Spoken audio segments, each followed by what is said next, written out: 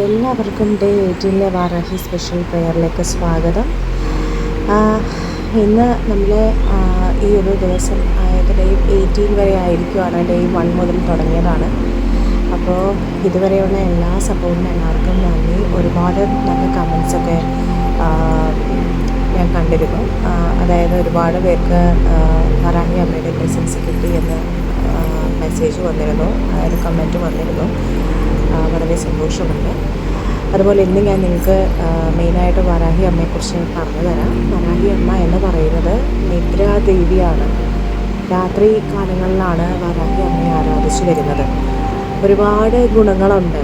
നിങ്ങളുടെ മനസ്സും അംഗീകാരവും വർദ്ധിപ്പിക്കാനും, അതുപോലെ സന്താന സൗഭാഗ്യം, തൊഴിൽ ലഭ്യത, കുട്ടികളുടെ മേന്മ, അതുപോലെ നിങ്ങളെ തന്നെ സ്വയം ഭയത്തിൽ നിന്നും സംശയത്തിൽ നിന്നുമൊക്കെ മനസ്സ് മാറ്റാൻ വരെയുള്ള ആ ഒരു ശക്തി പോലും വാരാഹി അമ്മയ്ക്കുണ്ട്. വളരെ അത്ഭുതകരമായ അല്ലെങ്കിൽ വളരെ എല്ലാവരെയും അതിശയിപ്പിക്കുന്ന രീതിയിലുള്ള മന്ത്രശക്തിയാണ്, അല്ലെങ്കിൽ ബ്ലെസ്സിങ്സ് ആണ്. നമ്മളൊന്നും പ്രതീക്ഷിക്കാത്ത രീതിയിലായിരിക്കും നമുക്ക് ദേവിയുടെ റെസ്പോൺസ് കിട്ടുന്നത്. അത്രയും പവർഫുള്ളാണ് വാരാഹി ദേവിയുടെ അനുഗ്രഹം എന്ന് പറയുന്നത്. പലരും എനിക്ക് കമൻറ്റ് ചെയ്തിട്ടുണ്ടായിരുന്നു, ഇപ്പോഴത്തെ സിറ്റുവേഷൻ വളരെ മോശമാണ്, പലരാലും ചതിക്കപ്പെട്ടു, പണം കൊടുത്തിട്ട് തിരിച്ച് ലഭിക്കുന്നില്ല, അല്ലെങ്കിൽ പല രീതിയിലുള്ള പ്രശ്നങ്ങൾ, അല്ലെങ്കിൽ പല രീതിയിലുള്ള ബുദ്ധിമുട്ടുകൾ. എല്ലാവരെയും വാരാഹി ദേവി അനുഗ്രഹിക്കട്ടെ. ഇതിനൊക്കെ ഒരു സൊല്യൂഷൻ, നമ്മളായിട്ട് എന്തെങ്കിലും ഒരു സൊല്യൂഷൻ കണ്ടെത്തണം. അത് ശരിയാണ്. പക്ഷെ അതിന് ചിലപ്പോൾ ആ ഒരു സൊല്യൂഷൻ കിട്ടാതെ നമ്മൾ പലപ്പോഴും ആകെ ഒരു സീറോ മൈൻഡ് ആവും. ആ ഒരു സ്റ്റേജ് എന്ന് പറഞ്ഞാൽ നമുക്ക് മാത്രമേ മനസ്സിലാവുള്ളൂ. ഞാനും ആ ഒരു സിറ്റുവേഷൻ ഗോ ത്രൂ ചെയ്ത ആളാണ്. അപ്പോൾ എനിക്ക് മനസ്സിലാവും. അപ്പോൾ നമ്മൾ മെയിനായിട്ടും ചെയ്യേണ്ട കാര്യം പ്രാർത്ഥന എന്ന് പറയുന്നതാണ്. വാരാഹി ദേവിയെ ആരാധിക്കൂ. വാരാഹി ദേവി ഉറപ്പായും നിങ്ങളുടെ ആ ഒരു പ്രശ്നത്തിനുള്ള സൊല്യൂഷൻ കണ്ടെത്തിത്തരും. അതിനുള്ള വഴി എങ്ങനെയും അതിനുള്ള സൊല്യൂഷൻ എന്തായാലും കാണിച്ചു തരും. അപ്പോൾ അതിനായിട്ട് നിങ്ങൾ ചെയ്യേണ്ടത് ഇത്ര മാത്രം. വേറെ ഒന്നും പൈസ ചിലവോ കാര്യങ്ങളോ ഒന്നും തന്നെ ഇല്ല. പലരും ഞാൻ കേട്ടിരുന്നു, അല്ലെങ്കിൽ കമൻറ്റ് ചെയ്തിരുന്നു മുന്നത്തെ എപ്പോഴും ഒരു വീഡിയോയിൽ, അതായത് വാരാഹി അമ്മേനെ ആരാധിക്കുമ്പോൾ സുഗന്ധദ്രവ്യങ്ങൾ വെച്ച് മാത്രമേ ആരാധിക്കാവൂ, നിങ്ങളെന്താ ഇങ്ങനെയൊക്കെ, അങ്ങനെ ഒരു നെഗറ്റീവ് കമൻറ്റ്. മേ ബി അവർക്ക് വാരാഹി അമ്മയെക്കുറിച്ച് ചിലപ്പോൾ എന്നെക്കാളും കുറച്ച് കൂടുതൽ നോളജിലുള്ള വ്യക്തി ആയിരിക്കാം. പക്ഷേ എന്നാൽ എൻ്റെ ഒരു ഇതനുസരിച്ച് ഞാൻ പറയട്ടെ, നമ്മളൊരു ദൈവത്തെ എന്താ പറയുക, നമ്മളെങ്ങനെയാണോ ആ ഒരു ദേവീനെ വിശ്വസിക്കുന്നത്, അല്ലെങ്കിൽ ആ ഒരു ദൈവത്തെ നമ്മൾ വിശ്വസിക്കുന്നത്, ആ വിശ്വാസമാണ് എല്ലാം ഇമ്പോർട്ടൻ്റ് ആയിട്ടുള്ള, അല്ലെങ്കിൽ അതാണ് ഏറ്റവും പ്രധാനം. നമ്മളെങ്ങനെ ആരാധിക്കണം എന്നുള്ളത് പ്രധാനമാണ്, ശരിയാണ്. പക്ഷെ സുഗന്ധദ്രവ്യങ്ങൾ വെച്ച് മാത്രമേ ആരാധിക്കാവൂ എന്ന് ഒരു ദൈവവും പറഞ്ഞിട്ടില്ല. അത് നമുക്ക് വേണമെങ്കിൽ ജസ്റ്റ് വാരാഹി ദേവിയുടെ ഫോട്ടോ, അല്ലെങ്കിൽ വാരാഹി ദേവിയുടെ ഫോട്ടോ ഇല്ലാന്നുണ്ടെങ്കിൽ നിങ്ങൾക്ക് മനസ്സിലായാലും ധ്യാനിക്കാം, അതും ഓക്കെയാണ്. അതല്ലാന്നുണ്ടെങ്കിൽ വാരാഹി ദേവിയുടെ ഒരു ഫോട്ടോ വെച്ചിട്ട്, അല്ലെങ്കിൽ ആ ഒരു പടം വെച്ചിട്ട് നിങ്ങൾക്ക് ഒരു ചന്ദനത്തിരിയും കത്തിച്ച് വിളക്ക് തെളിയിക്കാൻ പറ്റുമെങ്കിൽ വിളക്ക് തെളിയിക്കാം. ഇപ്പോൾ അന്യദേശത്തൊക്കെ ഉള്ളവർക്ക് ഈ ഒരു കാര്യങ്ങൾ പോലും പെട്ടെന്നൊക്കെ അവിടെ എത്തിച്ചേരുന്നവർക്കൊക്കെ ഇതൊക്കെ ഫൈൻഡ് ഔട്ട് ചെയ്ത് കിട്ടിക്കാനൊക്കെ ഭയങ്കര, ചിലയിടത്തൊന്നും കിട്ടാനും ഉണ്ടാവില്ല. അപ്പോൾ അങ്ങനെയുള്ളവരാണെന്നുണ്ടെങ്കിൽ ദേവിയുടെ ഫോട്ടോ കയ്യിലുണ്ട്, നിങ്ങൾ കൊണ്ടുപോയിട്ടുണ്ടെങ്കിൽ നിങ്ങൾക്ക് വാരാഹി ദേവിയുടെ ഫോട്ടോ വെച്ചിട്ടായാലും ആരാധിക്കാവുന്നതാണ്. ഞാൻ പറഞ്ഞല്ലോ, വിശ്വാസം എന്നുള്ളതാണ് ഏറ്റവും വലുത്. വിശ്വാസമില്ലാതെ നമ്മൾ എന്തൊരു പ്രവൃത്തി ചെയ്തിട്ടും, ഇപ്പോൾ ഒരു വിശ്വാസം ഇല്ലാതെ കുറേ നമ്മൾ എന്താ പറയുക, ആരാധിക്കാൻ വേണ്ടിയിട്ട് കുറേ പൂജകളും ചെയ്തു, കുറേ സുഗന്ധദ്രവ്യങ്ങളൊക്കെ വെച്ച് കുറേ പൂജകൾ ചെയ്തിട്ട് വിശ്വാസമില്ലാതെ ചെയ്തിട്ട് എന്തെങ്കിലും ഫലം കിട്ടുമെന്ന് നിങ്ങൾക്ക് തോന്നുന്നുണ്ടോ? എനിക്കറിയില്ല. ഇതുവരെയുള്ള ആ ഒരു എക്സ്പീരിയൻസിൽ എനിക്ക് തോന്നുന്നില്ല. വിശ്വാസം എന്ന് പറയുന്നത് വളരെ ഇമ്പോർട്ടൻ്റ് ആണ്.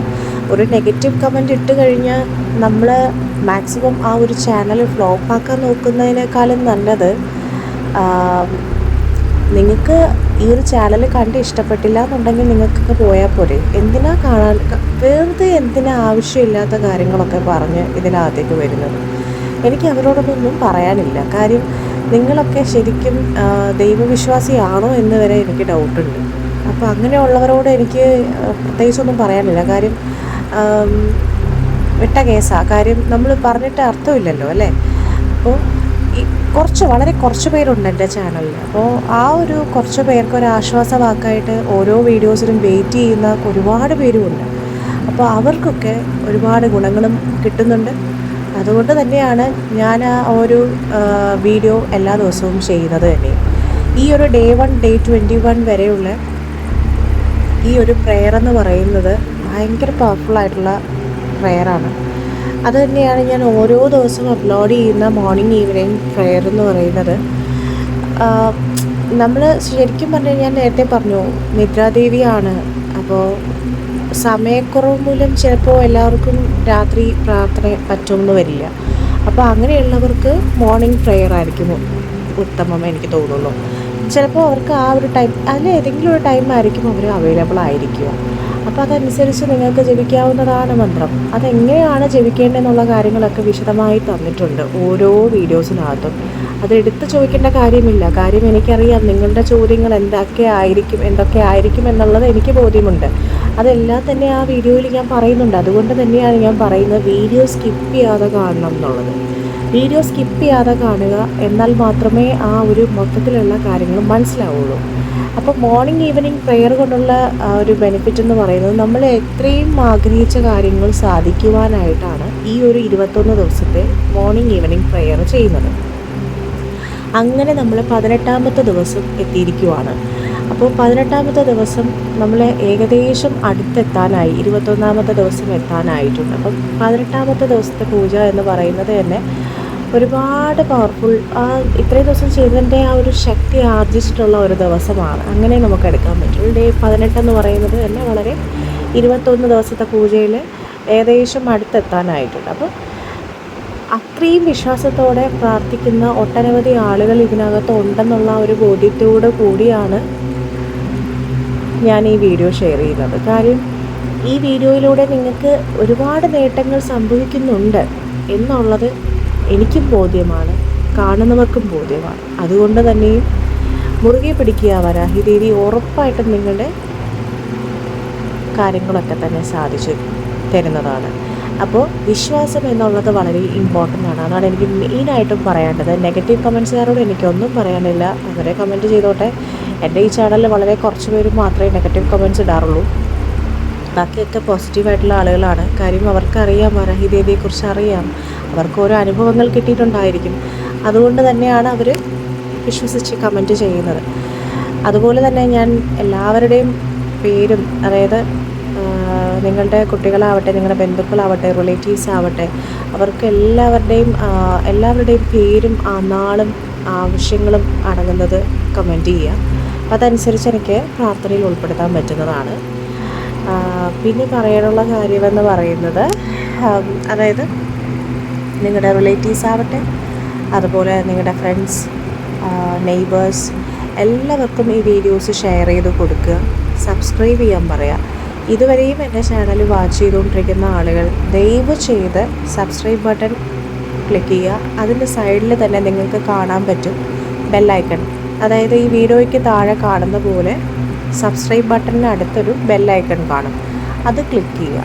എന്നാൽ മാത്രമേ നിങ്ങൾക്ക് വരുന്ന നോട്ടിഫിക്കേഷൻസ് ആയിട്ട് ഓരോ വീഡിയോസും വരുള്ളൂ.